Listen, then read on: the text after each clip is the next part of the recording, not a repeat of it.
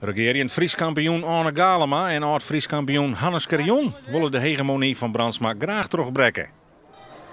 Hannes Carrion iepend sterk. Na 2 jaar blessureleed leeft hij weer in de topklasse. En komt daar 19 meter 47.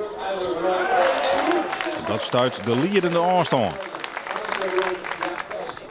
Naar Brandsma antwoordt het Liekwols nog sterker.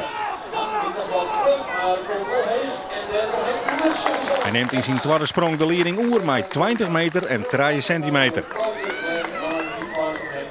Ziet ze Bokma iepend de onval in de finale en pakt met 19 meter 90 het tweede plak.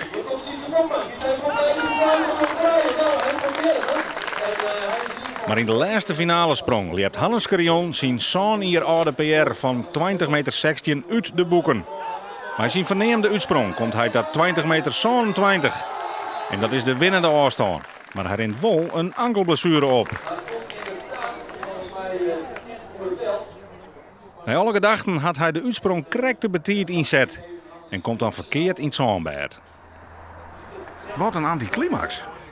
Ja, ze is dat wel. Dat zo ervaar ik het zelf weg. Het is een treden hier op rij dat ik met de enkels wat ha. En ja, omdat te zeggen dat het echt, dat ik het echt ergens nog even verwijten. Ja, soms dan is het wat minder trainingsarbeid of zo, maar ik voelde me top fit. En ja, je wordt iets minder fit. En dan, als je dan wel maximaal springen, dan liggen dit soort dingen wel wat op de loer.